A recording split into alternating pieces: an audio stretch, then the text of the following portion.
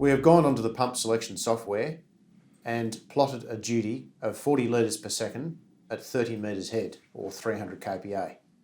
Can you explain to us the various elements of this performance curve? Okay, well, first of all, let's see what information the performance curve gives us. We've got head up the vertical axis and flow across the horizontal axis, okay?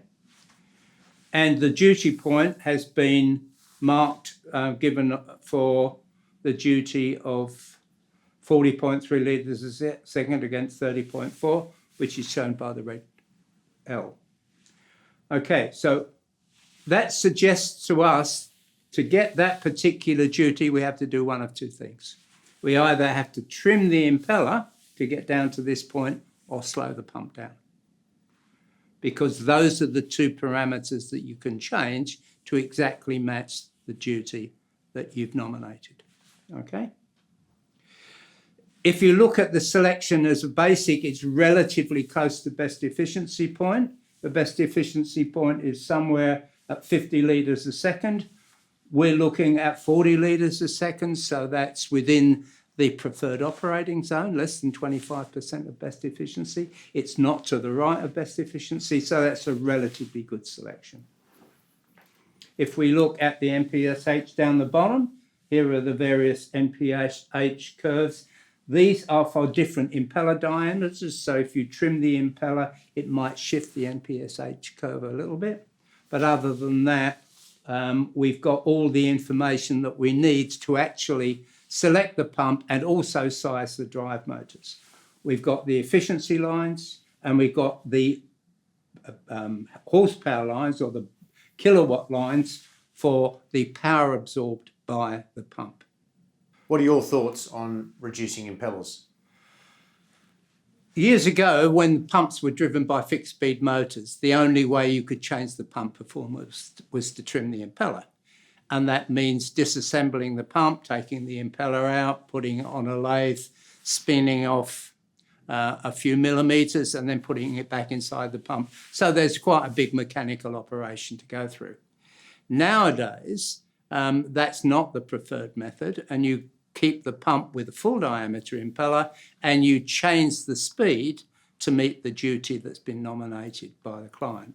That usually means in slowing the pump down, but bear in mind with a variable frequency drive, you can in fact increase the cycles as well as decrease them. So it gives you a fair amount of variability in selecting the pump.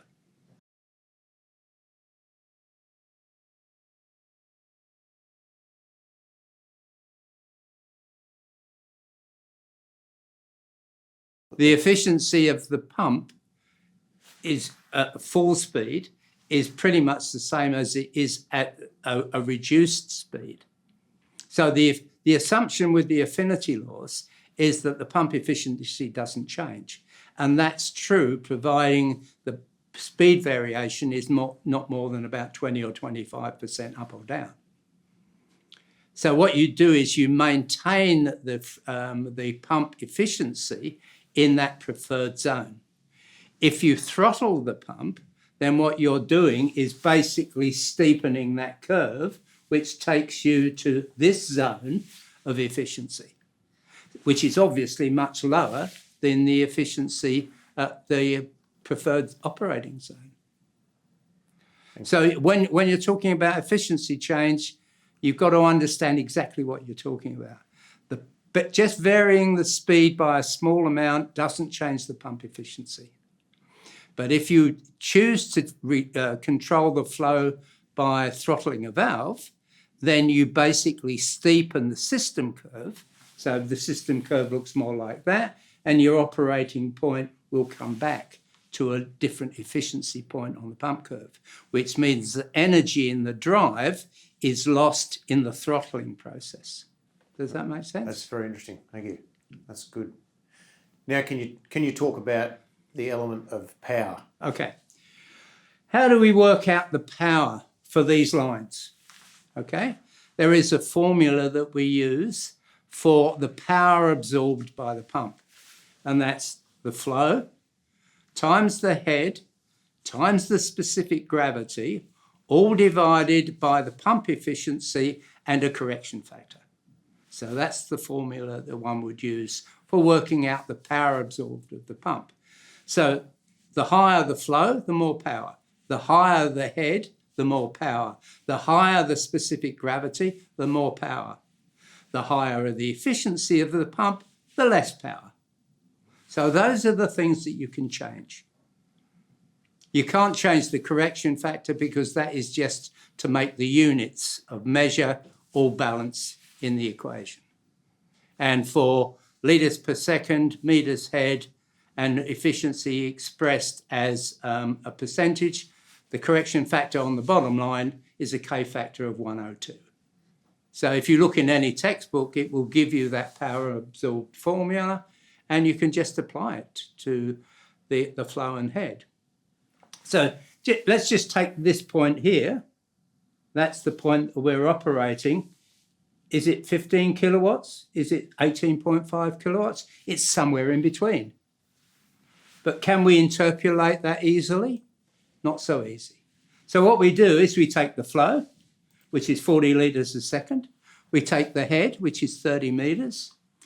The specific gravity of water is 1.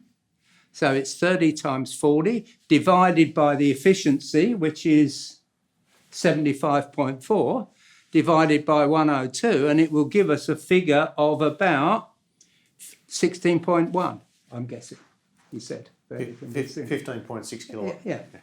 So that's how you work out the power absorbed. It's all done by maths. It's not rocket science.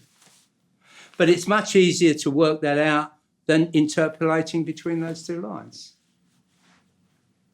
Can you explain the relationship between this power and the motor size nominated here, and why a 30 kilowatt is nominated versus a 22 kilowatt? Okay.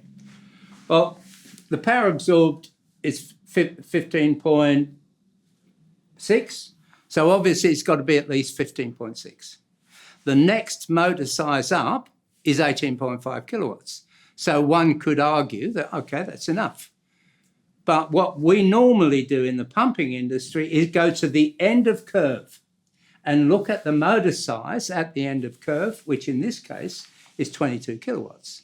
So you can agree with your customer, do you want 18.5, which gives you no reserve, or do you want 22 kilowatts? The time to buy the motor is when you first buy the machine, because it then all fits on a base plate.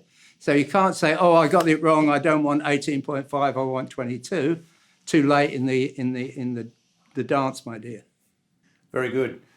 With this selection software, it all automatically nominates the motor size for the impeller you've nominated, but at full speed. However, in this situation, we're slowing the motor down, so we don't need a motor to suit that impeller diameter at 1450 RPM. We only need a motor to suit the reduced speed, which at non-overloading is 22 kilowatt. Yeah. This is what your software gives you, isn't it? Yes. For 30 kilowatts. And that's at 1450 RPM. So we click on this one here, size motor to pump's adjusted speed. Yeah. Click OK.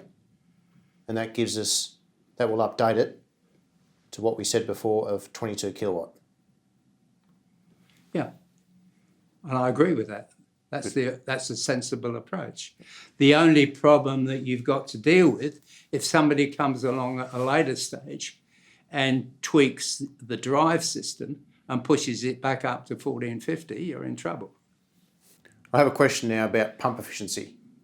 Yeah. Can you explain how this particular pump has the best efficiency point of 80%, whilst another pump might have a best efficiency point of only 50%? What governs the efficiency of a pump? Well, the efficiency of a pump relates to its specific speed. And various impellers have various shapes, and those shapes represent different specific speeds.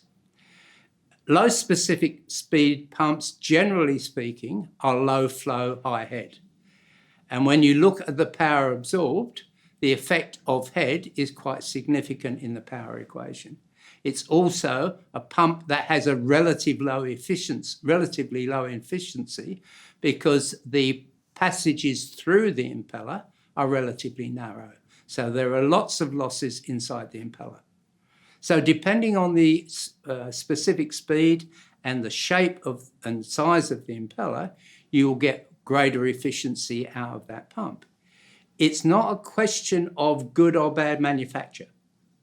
That has some influence, but the main influence is the hydraulic design of the pump. And that is bounded by the shape of the impeller.